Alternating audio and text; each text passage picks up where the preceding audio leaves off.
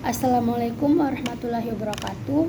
Nama saya Nur Aini dari Fakultas Hukum Universitas Batanghari Jambi, semester 5. Baiklah, di sini saya akan menjelaskan tentang Lembaga Bantuan Hukum dan Advokat. Baiklah, ulasan saya yaitu Lembaga Bantuan Hukum. Pengaturan lembaga bantuan hukum dapat ditemukan dalam Undang-Undang Nomor 16 Tahun 2011 tentang bantuan hukum.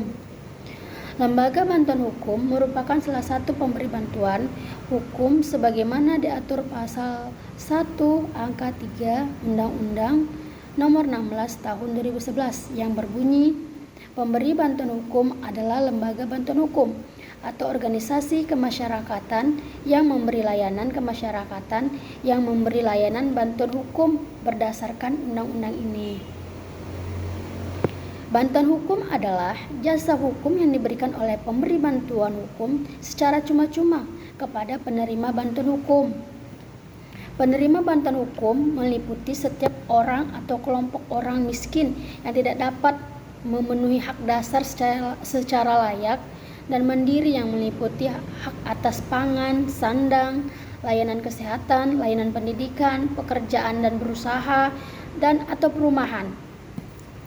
Bantuan hukum diberikan kepada penerima bantuan hukum yang menghadapi masalah hukum. Bantuan hukum meliputi masalah hukum keperdataan, pidana, dan tata usaha negara, baik litigasi maupun non-litigasi.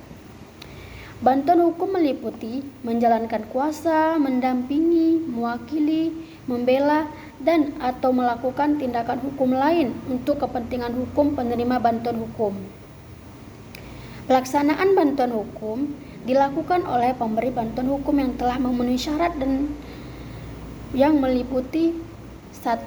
Berbadan hukum, 2. Terakreditasi berdasarkan Undang-Undang Nomor 16 Tahun 2011, 3. Memiliki kantor atau sekretariat yang tetap, 4. Memiliki pengurus, dan yang kelima, memiliki program bantuan hukum. Pendanaan bantuan hukum yang diperlukan dan digunakan untuk penyelenggaraan bantuan hukum sesuai dengan Undang-Undang Nomor 16 Tahun 2011 dibebankan kepada anggaran pendapatan dan belanja negara. Selain pendanaan tersebut, sumber pendanaan bantuan hukum dapat berasal dari 1. Hibah atau sumbangan, dan atau 2. Sumber pendanaan lain yang sah dan tidak mengikat. Patut dipahami bahwa pemberi bantuan hukum dilarang menerima atau meminta pembayaran dari penerima bantuan hukum dan atau pihak lain yang terkait dengan perkara yang sedang ditanganinya dan dapat dipidana berdasarkan pasal 21 Undang-Undang Nomor 16 Tahun 2011 yang selengkapnya berbunyi, pemberi bantuan hukum yang terbukti menerima atau meminta pembayaran dari penerima bantuan hukum dan atau pihak lain yang terkait dengan perkara yang sedang ditangani sebagaimana dimaksud dalam pasal 20 dipidana dengan pidana penjara paling lama 1 tahun atau denda paling banyak 50 juta rupiah.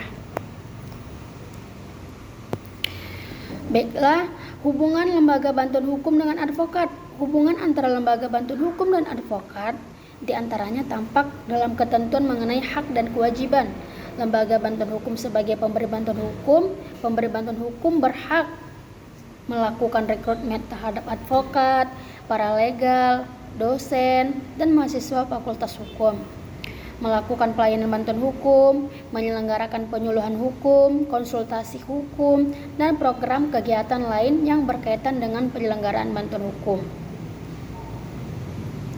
Selain itu, pemberi bantuan hukum juga berkewajiban untuk melaporkan kepada Menteri tentang program bantuan hukum, melaporkan setiap penggunaan anggaran negara yang digunakan untuk pemberian bantuan hukum berdasarkan Undang-Undang Nomor 11 Tahun 2011. Perbedaan lembaga bantuan hukum dan advokat. Profesi advokat diatur dalam Undang-Undang Nomor 18 Tahun 2003 tentang advokat.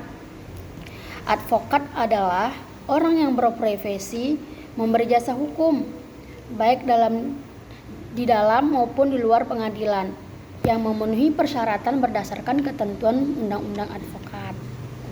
Jasa hukum adalah jasa yang diberikan advokat berupa memberikan konsultasi hukum, bantuan hukum, menjalankan kuasa, mewakili, mendampingi, membela, dan melakukan tindakan hukum lain untuk kepentingan hukum klien. Dalam Undang-Undang Advokat juga diatur mengenai bantuan hukum.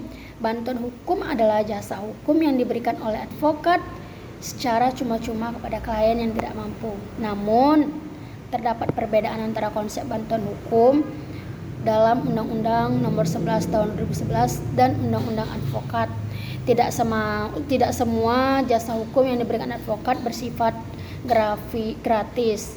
Dalam pasal 11 Peraturan Penghimpunan Advokat Indonesia Nomor 1 Tahun 2010 tentang petunjuk pelaksanaan pemberian bantuan hukum secara cuma-cuma, dinyatakan bahwa advokat hanya dianjurkan untuk memberi bantuan hukum secara cuma-cuma setidaknya 50 jam kerja setiap tahun.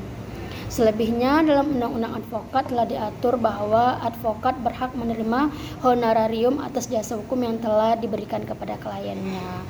Baiklah, sekian uraian dari saya.